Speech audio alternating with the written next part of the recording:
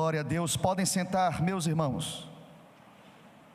Abra sua Bíblia no primeiro livro da Bíblia, Gênesis, capítulo 32.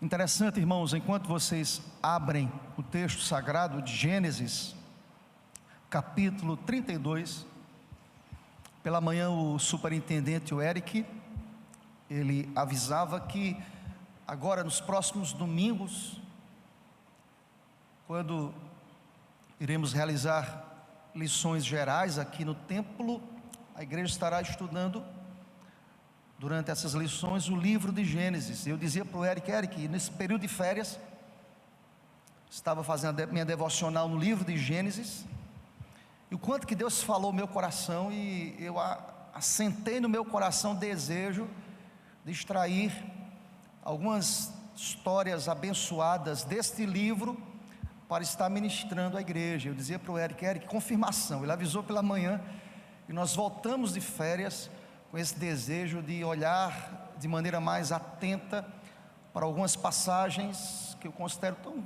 abençoadas para as nossas vidas, para a igreja, para a nossa caminhada cristã. Eu queria começar olhando para Gênesis capítulo 32, estarei lendo a partir do verso 22 até o versículo 30, e eu queria lhe convidar a acompanhar a leitura desses versículos, que nos diz a partir do versículo 22, levantou-se naquela mesma noite, tomou suas 2 mulheres, suas 2 servas, e os seus 11 filhos, e transpôs o val de Jaboque, tomou-os e fê-los passar o ribeiro, fez passar tudo o que lhe pertencia, ficando ele só.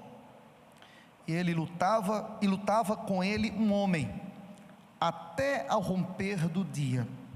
Vendo este que não podia com ele, tocou-lhe na articulação da coxa, deslocou-se a junta da coxa de Jacó na luta com o homem. Disse este: deixa-me ir, pois já rompeu o dia. Respondeu Jacó: não te deixarei ir, se não me abençoares. Perguntou-lhe, pois, como te chamas? E ele respondeu: Jacó. Então disse: já não te chamarás Jacó, e sim Israel, pois como príncipe lutaste com Deus e com os homens e prevaleceste. Tornou Jacó: dize, rogo-te, como te chamas? Respondeu ele: por que perguntas pelo meu nome? E o abençoou ali. Aquele lugar chamou Jacó Peniel, pois disse: vi a Deus face a face, e a minha vida ela foi salva. Aleluia. Amém, meu irmão? Continua com a sua Bíblia aberta. Nós iremos olhar para esse texto, para o pano de fundo, para o contexto, para o que trouxe essa história tão abençoada, tão emblemática, que muito tem abençoado as nossas vidas. Antes, deixa-me dizer uma coisa de forma introdutória. Nesse período de férias, irmãos, eu tenho aprendido muito com minha querida esposa, que tem me levado a pensar sobre a realidade, sobre a importância da intencionalidade. Ela passou esses dias aí de férias dizendo para mim: Felipe, seja intencional, seja intencional. Eu fiquei pensando sobre isso, eu assentei no meu coração e pensando sobre isso, a importância da nossa intencionalidade para tudo aquilo que nós realizamos. E fui pesquisar e fui pensar a origem desse conceito de intencionalidade, que primeiramente aí foi pensado pelos escolásticos, nessa ideia daquilo que é objeto dos sentidos, objeto imanente em relação ao objeto exterior, em relação a alguma coisa que é configurada de maneira física. E eu fiquei pensando sobre isso, aquilo que nós colocamos na mente, aquilo que nós assentamos no nosso coração, e aquilo que nós projetamos, aquilo que nós pensamos, aquilo que nós idealizamos para a nossa caminhada. E descobri, irmãos, que dos maiores nomes desse conceito de intencionalidade é o Edmund Husserl, que foi um erudito, foi escritor, foi o pai do primeiro ministro britânico, e ele fala nos seus conceitos sobre intencionalidade. Ele diz o seguinte, ele que influenciou o século XX, século XXI, com essa ideia de intencionalidade, ele chega a dizer o seguinte, ele irá dizer o seguinte, que a intencionalidade seria a consciência direcionada a um objeto. Deixa eu trazer aqui para a nossa realidade, para o nosso contexto isso aqui. O que eu quero lhe dizer hoje à noite? Qual é a ideia, qual é o link que eu quero fazer com esse texto aqui hoje à noite? É que, em outras palavras, irmãos, ser intencional é fazer as coisas de propósito, com propósito.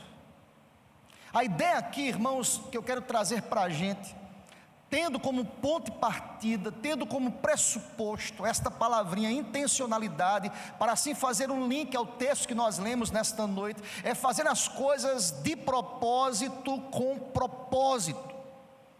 Se não, vejamos, muitas vezes em nossa caminhada, em nossa lida cristã, muitas vezes nós somos surpreendidos e pegos querendo, desejando mudanças, mas raramente nós agimos em favor dessas mudanças. Via de regra nós criticamos, mas nós não nos movemos. Isso me levou a alguns questionamentos, alguns pensamentos, algumas ponderações. Isso é aplicável a todas as áreas das nossas vidas, irmãos. Queremos a mudança, idealizamos a mudança e muitas vezes não nos movemos. Nós somos muitas vezes acomodados. Nós precisamos de intencionalidade. Essa é a proposta que eu quero apresentar para a gente aqui hoje à noite, tendo como base esse texto que foi lido para a nossa exposição, que encontra-se em Gênesis capítulo 32. Eu penso, irmãos, que o epicentro dessa história aqui encontra-se no versículo 26, finalzinho dele, que está escrito o seguinte: não te deixarei ir, se não me abençoares. Pense numa história emblemática aqui das Escrituras, irmãos. Alguém finito, enganador, limitado, fraco, a sua história está aqui e se apresenta nos versículos e nos capítulos anteriores, mostrando-nos quem foi Jacó. Quem é este de ter a ousadia de dizer: eu não vou te largar se o Senhor não me abençoar. Pense num cara com tanta intencionalidade, que tem aqui algo contrário à sua história. É fato, irmão, se você pegar a linhagem de Jacó, vamos pensar aqui comigo rapidamente, pensa comigo. Jacó viveu o sagrado desde que ele nasceu. Alguns chegam a dizer que Jacó bebeu do leite da piedade desde a sua tenra idade, desde a sua infância. Jacó nasceu numa família chamada por Deus para ser protagonista da redenção na história. Jacó foi chamado por Deus para formar um povo, e deste povo vir o Messias, o Salvador do mundo. Em nosso contexto, quem seria Jacó? Aquele menino que cresceu numa família cristã, cresceu ouvindo mensagens, cresceu vindo para a escola dominical, cresceu dominicalmente sendo dirigido, orientado, norteado pela palavra. Jacó tipifica, representa, traz para a gente essas ponderações. Jacó foi alguém não averso, não distante, não longe da lei, da palavra, do Pentateuco, dos ensinos. Jacó foi alguém que aprendeu desde a tenra idade acerca do próprio Deus. Seja bendito o nome do Senhor por isso. Mas Jacó foi alguém que viveu uma vida extremamente descomprometida com o sagrado. Irmãos, veja que privilégio que Jacó teve. Para mim, Jacó foi um dos personagens mais importantes da Bíblia. Jacó era neto de Abraão, Jacó era filho de Isaac, e Jacó foi pai das 12 tribos de Israel. Que história, que legado, que coisa, que homem agraciado por uma linhagem extremamente interessante. Todavia, eu quero lhe localizar o contexto aqui de Gênesis capítulo 32, é que você irá perceber que Jacó teve a sua vida de fato salva, transformada aos 97 anos de idade. Que caminhada, irmãos! 97 anos de idade. Se não vejamos, eu lhe convido a olhar comigo. Vamos fazer um cálculo. Os irmãos sabem, quem me conhece há muitos anos, sabe que eu não sou muito bom em matemática, mas vamos calcular comigo. Quando sai de sua casa, por que Jacó saiu da sua casa? Porque Jacó enganou seu pai, porque Jacó roubou a primogenitura do seu irmão Esaú, orientado pelos conselhos descabidos de sua mãe Rebeca, e ele tinha 77 anos de idade nesse tempo em que ele foge. Vocês conhecem a história. O que Jacó faz? Jacó passa 14 anos em Harã, trabalhando para quem? Para Labão. Quem era Labão? Seu sogro. Por quem Jacó trabalhou? Pelas suas duas mulheres, Lia e Raquel. Nasce seu filho José. Quando nasce seu filho José, 14 anos depois, Jacó assenta no seu coração o desejo de voltar para a sua terra, para a sua origem, para a sua parentela. O que é que Labão faz? Não volta, fica aqui. Não é o tempo de voltar, preciso de você. O que é que Jacó faz? Trabalha mais 6 anos, totalizando 20 anos. 20 anos mais 77 anos, 97 anos. É nesse contexto do capítulo 32, aos 97 anos, que Jacó, mais uma vez, ele tenta sair do contexto em que ele estava ali inserido em Harã, nas pastagens do seu sogro Labão. Os irmãos sabem como Jacó tenta sair da região do seu sogro, não tendo uma conversa olho no olho, fugindo mais uma vez. Ele foge, ele sai em silêncio. Seu sogro vai atrás dele e procura saber: Jacó, por que você me deixa assim com as minhas filhas, netos, dessa maneira, sorrateiramente? Irmãos, a história de Jacó, em todos os contextos, apresenta-nos um homem que sempre viveu de maneira sorrateira, sempre procurou enganar. Mas houve um momento na vida de Jacó que ele diz: eu não te deixarei se o Senhor não me abençoar. Glória a Deus por isso. É interessante, irmãos, quando nós olhamos aqui para essa história, e citando aqui, permitam-me, o reverendo Hernandes Dias Lopes. Hernandes vai dizer o seguinte: Jacó tinha dinheiro, família, direito da primogenitura, mesmo procurando os caminhos errados, mas ele tinha. Mas agora Jacó, ele quer Deus. Sua maior necessidade não eram essas coisas, mas Deus. Diz mais Hernandes: Jacó sem Deus é nada. Jacó sem a bênção de Deus é vazio.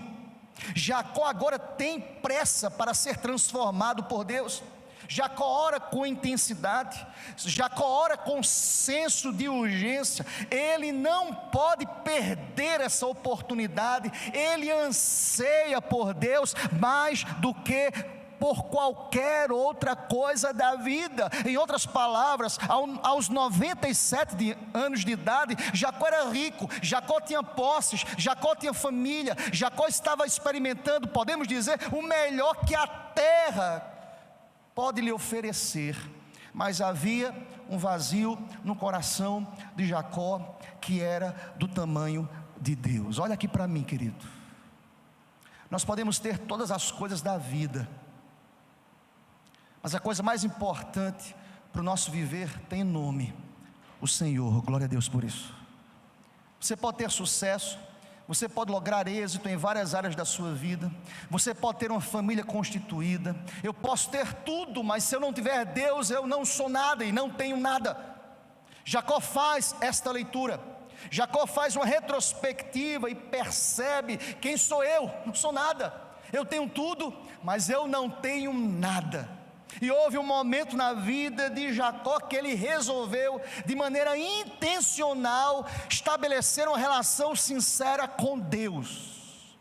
Há muitas pessoas assim na igreja, irmãos, caminham há muitos anos, que nasceram na igreja, cresceram na igreja, conhece a palavra, conhece os caminhos, conhece como chegar ao templo, conhece como procurar metodologias estabelecidas pela própria igreja, para ter uma caminhada cristã até interessante, mas se eu não tiver um compromisso sincero, mas se eu não buscar a Deus, mas se eu não rasgar a minha alma, mas se eu não for intencional nesta busca, nada há de acontecer no meu coração. E a minha proposta para você hoje à noite é: seja intencional em tudo aquilo que você deseja realizar com Deus, para a glória do próprio Deus, em nome de Jesus. Seja intencional. Interessante, irmãos, eu estava lendo um homem chamado Benjamim Disraeli, ou Isaac, melhor dizendo, Disraeli, que é pai do Benjamim Disraeli. Ele dizia uma coisa interessante sobre perder oportunidades, irmãos, que é a realidade de muitas pessoas, até mesmo dentro da igreja. Qual é o exemplo disso? O próprio Jacó, de uma linhagem de Deus, e perdeu várias oportunidades. Isaac de Israel, ele disse o seguinte: que é gosto pervertido satisfazer-se com a mediocridade quando o ótimo está ao nosso alcance. É gosto pervertido. Eu fiquei pensando sobre essa frase do Israel, ou Isaac de Israel, que é um gosto pervertido, se satisfazer com aquilo que é medíocre, quando o ótimo está ao nosso alcance. Eu fiz um paralelo à nossa vida espiritual, irmãos. Tem muita gente satisfeita com aquilo que é medíocre, pequeno, finito. Tem muita gente à procura daquilo que é o melhor para o mundo, em detrimento daquilo que é melhor na ótica espiritual, na ótica bíblica. Tem muita gente sendo o melhor lá fora e o pior aqui dentro. Tem muita gente se envolvendo com força incontável, imensurável, lá fora, no trabalho, na profissão. Não que você não seja instrumento de Deus lá, você é instrumento de Deus lá, mas no reino de Deus nós muitas vezes estamos satisfeitos com aquilo que é medíocre. Jacó é o exemplo disso. Lograr êxito às coisas no mundo, em detrimento daquilo que é de Deus. É gosto pervertido se satisfazer com essas coisas, quando o ótimo, quando o melhor está ao nosso alcance. Houve um momento na vida de Jacó que ele disse: eu cansei, 97 anos de idade, eu preciso estabelecer uma relação sincera com Deus. Eu preciso ter o melhor de Deus aqui. Há quem pense que o melhor de Deus é ter posses, é ter as coisas, é ter o nome estampado nos jornais, virtuais ou não, no nosso contexto não. Ter o melhor de Deus agora, aqui agora, é entender qual é a vontade de Deus para as nossas vidas. Seja bendito o nome do Senhor para sempre. Isso é ter o melhor, é entender, é mensurar, é discernir aquilo que Deus quer para o meu coração. Houve um momento na vida de Jacó que ele entendeu isso. Deixa-me te dizer uma coisa, irmãos, preste atenção para que ninguém depois saia dizendo: olha, o pastor Felipe está dizendo que Jacó é aquele que defendeu essa ideia de meritocracia. Não, irmãos, 1000 vezes não. Nós conhecemos a história de Jacó. Se você voltar antes, tudo aquilo que eu falei aqui hoje à noite, você sabe que foi Deus que escolheu soberanamente, que amou incondicionalmente, de maneira irresistível, Jacó antes dele nascer. Amou apesar dos seus desvios, salvou gloriosamente apesar de sua história. Todavia, irmãos, houve um momento na vida de Jacó que intencionalmente ele resolveu estabelecer uma relação séria com Deus. Qual era o contexto aqui? Vamos agora voltar para o texto, irmãos. Qual era o contexto? Retorno para a sua terra, 97 anos de idade. Está aqui 20 anos depois que saiu de sua terra, da sua parentela. Ele resolve voltar para se reencontrar, e muito mais do que isso, para se reconciliar com o seu irmão Esaú. Chama a atenção, irmãos, que é interessante como muitas vezes nós queremos ajudar as situações. Nós rogamos para nós mesmos o controle de todas as coisas.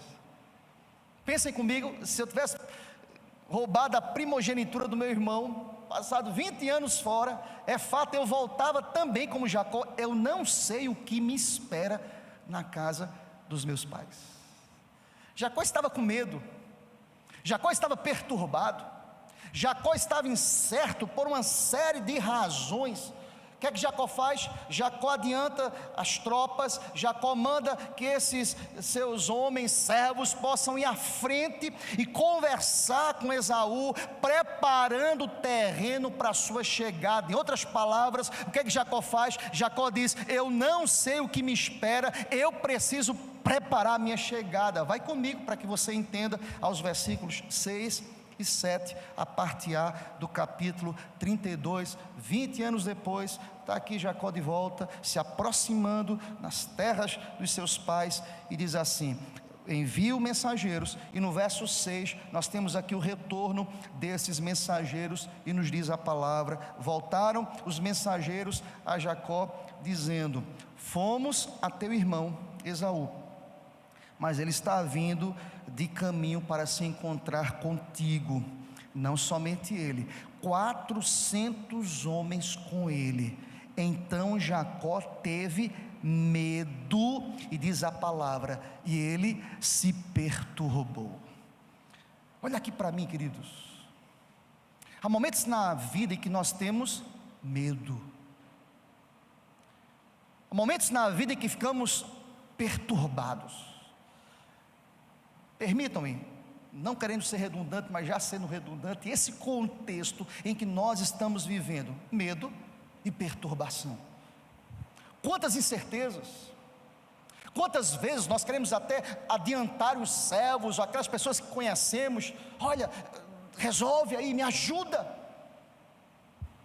Há uma incerteza, há um medo, há uma perturbação, há uma aflição no coração de muitas pessoas. Jacó encontra-se nesse contexto, e diz a palavra é pontual para nos revelar o seguinte: ele teve medo e se perturbou. A palavra que perturbar traz a ideia de inquietação. É um homem inquieto, é alguém que não parava, é alguém que pensava: o que será de mim?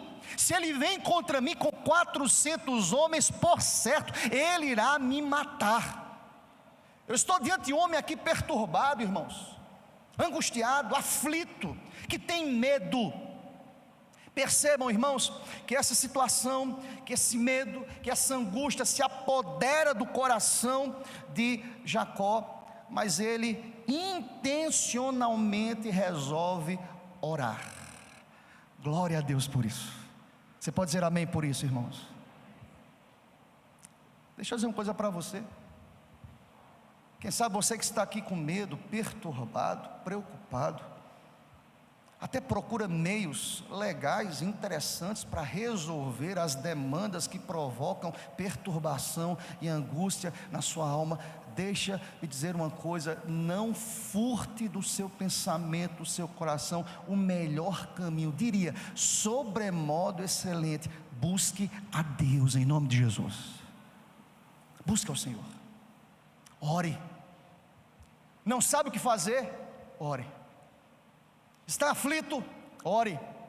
Está angustiado? Converse com Deus. Chame a atenção, irmãos, que o legado familiar de Jacó vem à tona. Jacó ora aqui, irmãos, baseado nas promessas pactuais de Deus.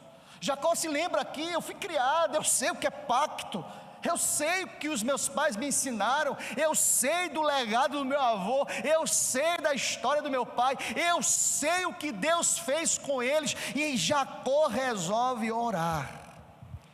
Irmãos, essa é a primeira oração aqui registrada na história de Jacó aqui. Ele resolve conversar com Deus. Olha comigo o verso 9, A primeira coisa que Jacó faz quando está com medo, Jacó, alicerçado, ligado aos pactos de Deus, animado, movido pela presença de Deus, Jacó resolve orar. Diz a palavra, versículo 9: e orou Jacó. Deixa eu parar aqui para dizer uma coisa para vocês, importantíssima, irmãos.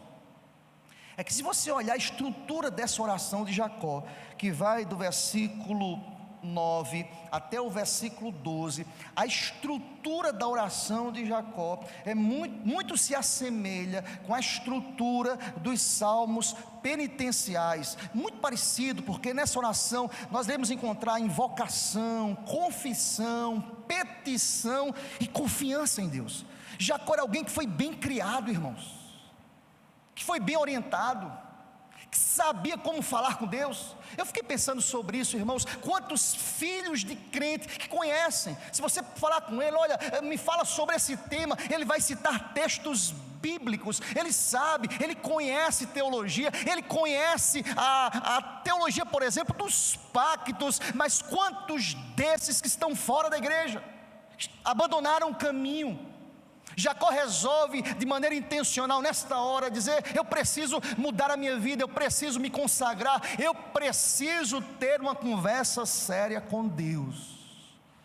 Diz a palavra que ele invoca o Senhor. Primeiro aspecto dessa oração aqui, nós encontramos no versículo 9, ele invoca o Senhor Deus. Olha comigo, o texto começa dizendo: Deus de meu pai Abraão, Deus de meu pai Isaque, ó Senhor, que me disseste, torna a tua terra e a tua parentela e te farei bem. A primeira coisa que Jacó faz, ele invoca o Senhor. A primeira coisa que quero dizer a você nesta noite: está aflito, está com medo, está angustiado, está perturbado, não sabe o que fazer, olha aqui para mim, querido, invoca o Senhor. Amém, meu irmão? Conversa com Deus, ora.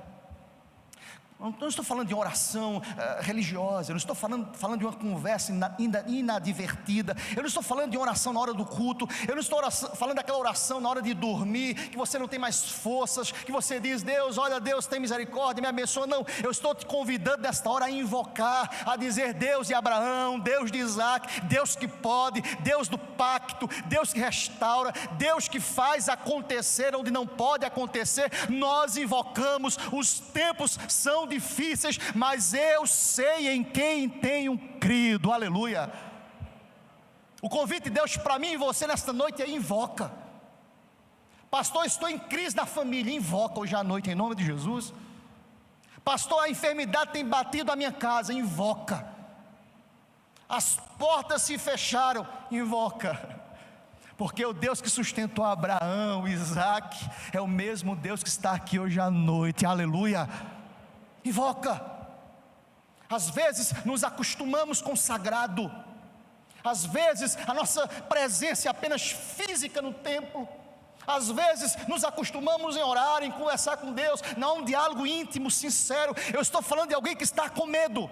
Você já orou com medo, querido? A oração é diferente. É quando alguém está no leito, é quando alguém da família está em estado terminal, é quando alguém está no UTI da sua casa, é quando alguém recebe a notícia: a doença é irreversível. A sua oração com medo é diferente. Você rasga a alma, você rasga a mente, você se derrama diante de Deus, porque você sabe que de você não espera nada, mas do Senhor nós esperamos tudo. Aleluia. Como é que você está aqui hoje à noite, querido? Invoca. Jacó resolveu invocar. Vamos pensar comigo, nós conseguimos mensurar isso. Jacó sabia que contra 400 homens ele não poderia vencer. O que é que ele faz? Invoca o Deus de Abraão, o Deus de Isaque. Por que ele ora assim, irmãos? Essa oração, ela tem um aspecto pactual. O Deus que sustentou, o Deus que não abandonou, o Deus que fez cumprir todas as promessas. Mas a oração dele não acaba aqui não, irmãos. Ele, além de invocar, ele confessa. Se Deus é o Deus Todo-Poderoso, quem é Jacó? Olha para o verso 10, a confissão na oração dele, versículo 10: sou indigno de todas as misericórdias. Ele sabe da história dele, e de toda a fidelidade que tens usado para com teu servo, pois com apenas o meu cajado atravessei este Jordão, já agora sou 2 bandos. A confissão, qual é a confissão de Jacó? Deus, eu não sou merecedor da tua misericórdia e da tua fidelidade. Olha aqui para mim, queridos, quem de nós somos merecedores? Quem de nós merecemos? Quem merece aqui a misericórdia e a fidelidade de Deus? Não, Ele faz isso porque justamente Ele é misericordioso. Seja bendito o nome do Senhor para sempre. Mas eu preciso reconhecer, eu preciso confessar. Ele diz: eu sou indigno. Quando Jacó diz eu sou indigno, a confissão de Jacó indica, irmãos, que nele se concretiza uma mudança espiritual aqui. Eu penso, irmãos, piamente, que nesse capítulo 32, aos 97 anos de idade, Jacó começa a experimentar de fato uma transformação de vida, de tal forma que ele usa a expressão teu servo. Ele se identifica como servo: eu sou teu servo, Senhor, me ajuda, tem misericórdia. Eu sei, Senhor, eu não mereço, eu saí com um bando e agora tenho 2 bandos, o Senhor me fez prosperar, eu sou indigno, mas eu confesso, Deus, eu preciso do Senhor.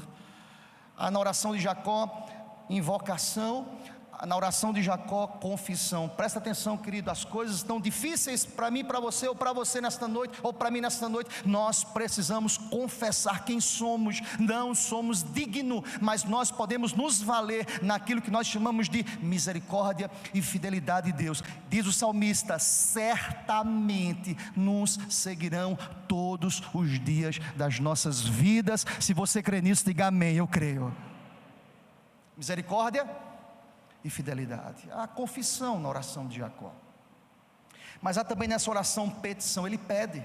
Olha para o verso 11, querido, ainda caminhando na oração de Jacó, o texto diz: livra-me. Há um pedido aqui pontual, marca o começo desta petição, ou seja, salva-me, protege-me, livra-me das mãos de meu irmão Esaú, porque eu o temo, para que não venha ele matar-me, e as mães com os filhos. Deus, eu sou fraco. Deus, eu sou finito. Deus, eu prosperei fisicamente, há um crescimento material, numérico, familiar, mas Deus, eu reconheço, salva-me, eu sou fraco, salva-me, eu sou limitado. Irmãos, vivemos dias difíceis. Quantas pessoas foram ceifadas por causa dessa enfermidade? Mas sabe o que me coloca em pé aqui hoje à noite? Não são os números apresentados pelos jornais. O que coloca você em pé hoje à noite aqui não são os números apresentados pelos jornais. É aquele que é o Deus de Abraão e Deus de Isaac. Glória a Deus. É Ele que nos levanta todos os dias. É Ele que diz: os teus dias foram contados e determinados por mim, quando nenhum deles havia. É Ele que sustém, Ele que dirige, Ele que move, Ele que salva, Ele que cura, Ele que liberta. Ele que é o mesmo Deus, está aqui hoje à noite dizendo: peça. Jacó clama a Deus: salva-me, livra-me. Aqui muito claro, irmãos, a consciência de Jacó: eu vou morrer. Meu irmão vem com ódio, vem com raiva. Percebe, irmãos, nós não conseguimos fazer a leitura clara, límpida dos acontecimentos quando o nosso coração está encharcado de medo. Ele não tinha dúvidas: eu vou morrer. Ele não tinha dúvidas: eu vou ser ceifado pelo meu irmão e pelos seus homens. Mas diz a palavra que ele clama dizendo: livra-me. Há na oração de Jacó uma petição. Presta atenção, entenda o texto, querido. Peça a Deus: livra-me, Senhor. Enfermidade, peça a Deus: livra-me, Senhor. As portas que fecharam, peça a Deus: livra-me, Senhor. É uma crise familiar, diga a Deus nesta noite: livra-me, Senhor. É frieza espiritual, peça a Deus: livra-me, Senhor. E presta atenção, a palavra diz que os ouvidos do Senhor sempre estão abertos para ouvir a oração do seu povo. Glória a Deus por isso. A petição na oração de Jacó, mas ele também há nesta oração confiança. Além de invocar, além de confessar, além de pedir, há também no coração de Jacó, confiança. Versículo 12, diz a palavra: e disseste, Senhor, certamente eu te farei bem, e dar-te-ei a descendência como a areia do mar, que pela multidão não se pode contar. É interessante, irmãos. Lembra aquele homem com medo, mas há no coração de Jacó confiança. Irmãos, Jacó, ele não se faz valer do que ele tem, mas ele diz: certamente o Senhor irá fazer cumprir as promessas. Irmãos, todas as vezes que nós oramos a Deus, nós não podemos nos apresentar pela meritocracia, não pela nossa força, não pela nossa capacidade teológica, não porque nós conhecemos a história, não porque nós podemos citar textos bíblicos, não. Todas as vezes que nós recorremos a Deus, nós precisamos nos valer nas promessas, na palavra, no poder, no agir soberano daquele que é poderoso para fazer infinitamente mais. Aleluia! Sabe o que o texto diz para mim e para você hoje à noite? Confie. Eu gosto muito da expressão quando Jacó diz: tu disseste, Senhor Deus, certamente. Foi o Senhor. Não foi ninguém que me deu um recado, foi o Senhor. Eu não sei o que Deus tem prometido ao teu coração, eu sei o que Deus tem prometido para o meu, e eu confio piamente. Deus faz cumprir todas as suas promessas em nome de Jesus.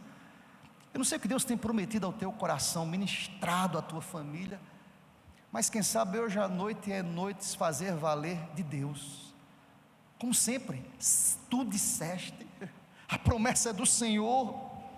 Foi Jacó que faz Deus lembrar de suas promessas, dizendo: farei seus descendentes como a areia do mar. Você encontra isso lá em Gênesis capítulo 22, verso 17, foi promessa dele. Foi por isso que Jacó, orando, diz: eu confio em tuas promessas. E é interessante, irmãos, que quando nós oramos, olha aqui para mim, querido, toda vez que nós oramos, nós recebemos uma resposta de Deus. Glória a Deus por isso. E Deus respondeu aqui. Vamos para o texto que nós lemos. Alguém pode dizer: misericórdia, nem começou o texto que o pastor leu. Irmãos, eu estava de férias e eu estou empolgado. Mas pastor, eu não estou de férias não. Amém. Eu estava, não estou mais não. Entrando no texto que nós lemos agora, Deus é um Deus de respostas. Glória a Deus por isso. Eu já percebi que o amém já diminuiu consideravelmente.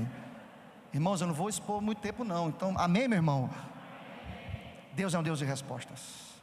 O texto que lemos nos apresenta a resposta de Deus. Nenhuma oração não deixa de ser ouvida. Glória a Deus por isso. Deus é um Deus que se relaciona, gente. Eu estou falando de Jacó, de um roubador, de um enganador, de um traiçoeiro, de uma história que não era ilibada, uma história manchada, um comportamento terrível, um relacionamento com Deus distante. Mas houve um dia na história de Jacó que ele resolve orar. Irmãos, tem nos faltado oração. Tem muita gente querendo a bênção, mas não ora. Tem muita gente querendo respostas, mas não ora. Presta atenção, você quer respostas dos céus? Ore, porque os ouvidos de Deus estão abertos. Nós cremos nisso, em nome de Jesus. Ora, querido. Ah, pastor, está difícil. Ora. Eu lembro muito de Jó, naquela crise terrível, vidas ceifadas, família ceifada. A esposa de Jó diz assim: Jó, amaldiçoa o teu Deus e morre. Irmãos, eu quero dizer para você que eu entendo essa mulher. Que crise, que angústia. Muitas vezes as crises reclamam de nós um comportamento contrário à adoração, à oração. Está difícil, querido? Ora. Tem muita gente querendo resolver, antecipando os fatos, resolvendo pela própria força. Jacó tentou, mas ele percebeu que não dependia de suas forças. Quer resolver a crise da sua família, querido? Ora. Quer resolver a crise do seu trabalho? Ora. Quer resolver a crise de saúde da sua família? Ora. Ore, e a resposta certa vem dos lábios do Senhor. Aleluia. A resposta chegou. Olha para o texto. Diz a palavra. Olha, irmãos, eu gosto de ler a Bíblia vendo os detalhes. Olha o que diz o verso 22. Levantou-se naquela mesma noite. Glória a Deus. Deus é um Deus de respostas. Diz a palavra que ele se levantou de maneira providencial, inesperada. O Senhor Deus começa a trabalhar no coração de Jacó. De que forma? Olha aqui para o texto. Levantou-se naquela mesma noite, tomou suas duas mulheres, suas 2 servas, seus 11 filhos, e transpôs o val de Jaboque, tomou-os e fê-los passar o ribeiro, fez passar tudo que lhe pertencia, ficando ele só. Olha aqui para mim, querido, há coisas que Deus quer tratar com a gente sozinho. Você crê nisso? Diga amém, eu creio. Sozinho. Mas pastor, ele estava em família. Sozinho. Quem sabe Deus vai trabalhar com o teu coração hoje à noite, em nome de Jesus. Sozinho. Tem coisas que o cônjuge não pode fazer pelo outro. Tem coisas que é espiritual. Só Deus pode fazer. Essa palavra que é assim que acontece. O texto não por acaso, nada na Bíblia está por acaso, irmãos. O texto enfatiza que Jacó fica sozinho. Aqui, enfatizado aqui a solidão de Jacó. Estado desolado de Jacó, que serve até como suspense no texto. Ele fica sozinho. Ele corre riscos, porque, lembre da história, Esaú com 400 homens, ele fica sozinho. Pensa comigo, querido. A solidão de Jacó serve aqui como um ponto culminante, importante no tratamento e no propósito espiritual de Deus. Ele deve encontrar Deus sozinho. Quem sabe hoje à noite Deus quer encontrar com você, querido. Quer tratar a sua vida, o seu coração. Por isso que você sabe, quem sabe você está aqui hoje sozinho, porque Deus quer tratar o teu coração. Seja bendito o nome do Senhor para sempre. Mas pastor, eu não estou sozinho. Mas quem sabe Deus quer tratar com você sozinho hoje à noite. O texto diz que ele fica só. E o texto continua, queridos. O texto diz que ele trava uma luta com o homem até o romper do dia. Interessante, irmãos, que o verso 24 que estabelece esse fato histórico. E alguém até pergunta, pastor, quem teria vindo lutar aqui com Jacó? Mais tarde, na continuação dessa história, você irá perceber que foi o próprio Deus que lutou com Jacó. Inesperadamente o Senhor inicia uma luta. Eu poderia usar não a palavra luta aqui, ele inicia um tratamento. Deus trata o nosso coração. É Paulo que vai dizer que é Deus que forja o nosso caráter. E forjar o caráter dói, irmãos. É o mentiroso que passa a ser verdadeiro. É o injusto que agora anda à luz da justiça. É o amargurado que agora é empático. É o odioso por vida que agora começa a amar sem olhar a quem. É alguém que não perdoa, que agora começa a perdoar. O forjar o caráter dá trabalho. Mas presta atenção, quando Deus tem propósito conosco, Ele forja o nosso caráter. Glória a Deus. Deus trata na individualidade a gente, irmãos. Mas a palavra é que ele começa a lutar com esse homem que é o próprio Deus. E esse homem que luta com ele, verso 25, vendo que não podia com ele. É interessante, o Gabriel me fez uma pergunta antes do culto. Porque eu disse, Gabriel, eu vou pregar em Gênesis 32, na história de Jacó que luta com um homem, com o próprio Deus. Ele disse assim, pastor, eu não entendi porque no verso 25, ele me fez essa pergunta antes de começar o culto. Porque no verso 25... esse homem que é o próprio Deus não podia com ele, e toca-lhe a articulação. Presta atenção, querido. O texto aqui, a ideia é que Deus não que Deus não tenha forças contra Jacó. A ideia do texto é que Jacó estava tão assentado em seu propósito, tão comprometido com seu propósito, tão intencional de que isso é fato, que lá na frente o texto nos revela: eu não largo o Senhor, o homem que está lutando comigo, enquanto o Senhor não me abençoar. Jacó agora tinha um homem de propósitos, de intenção.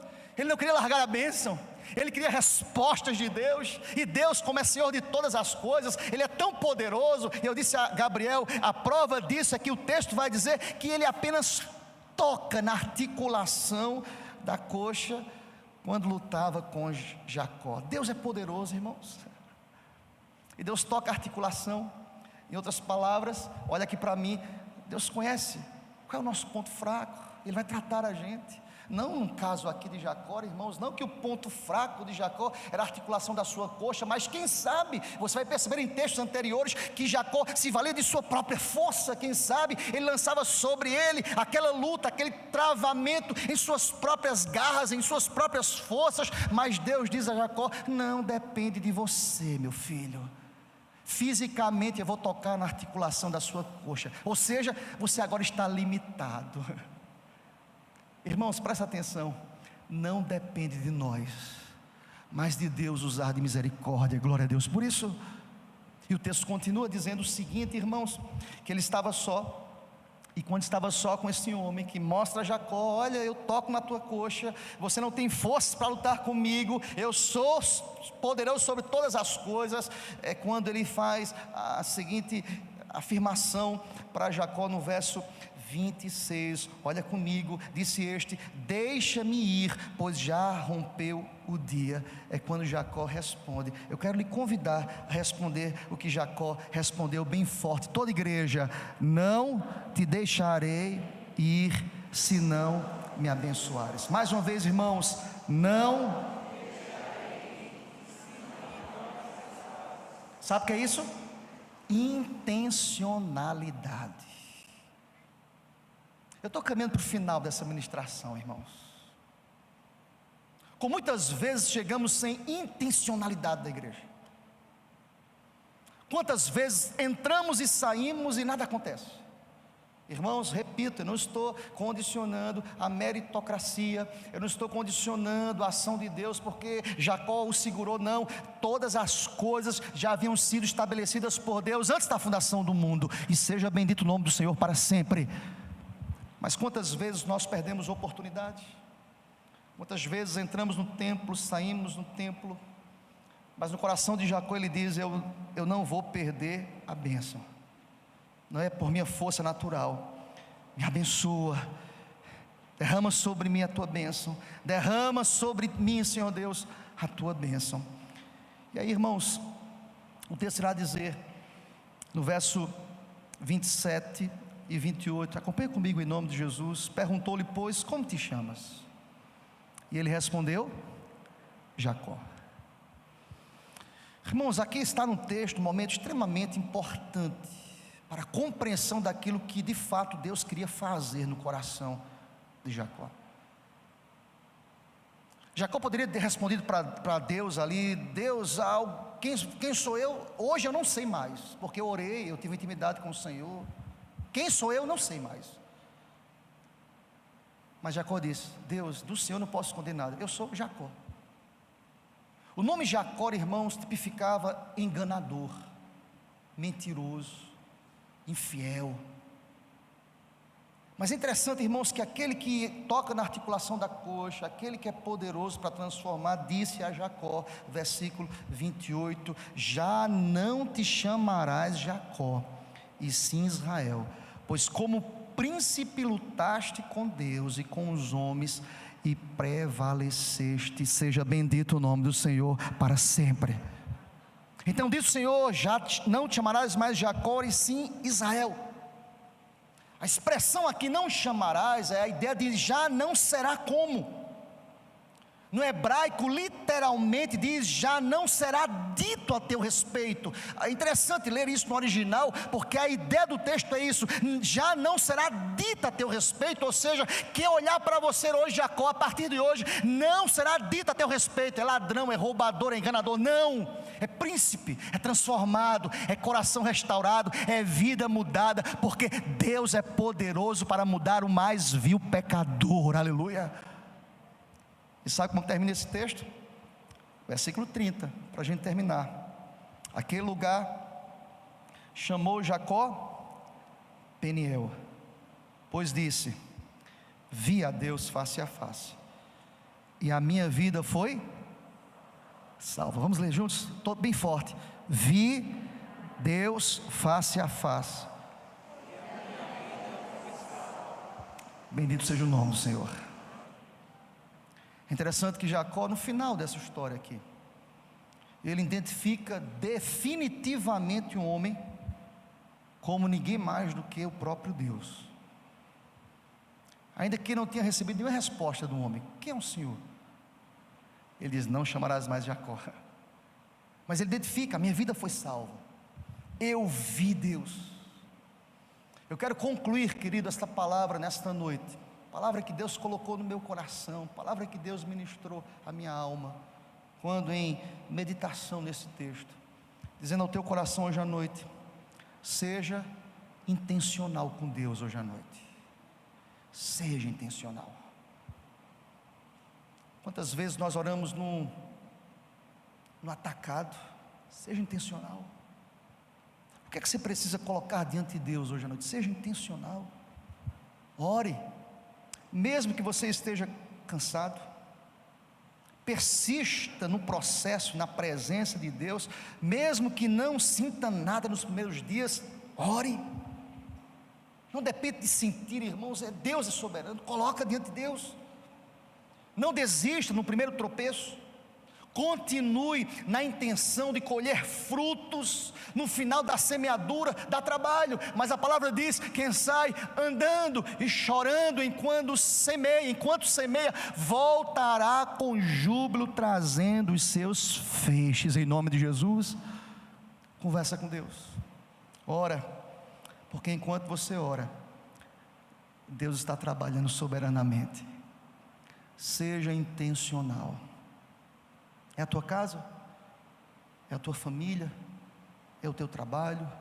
É a tua vida espiritual? É a tua vida pessoal? É a tua vida moral? O que é que você precisa colocar diante de Deus hoje à noite? Seja intencional. Uma coisa é fato: o mesmo Deus que salvou e forjou o caráter de Jacó, Ele está aqui nesse lugar. Glória a Deus. Ele é o mesmo Deus.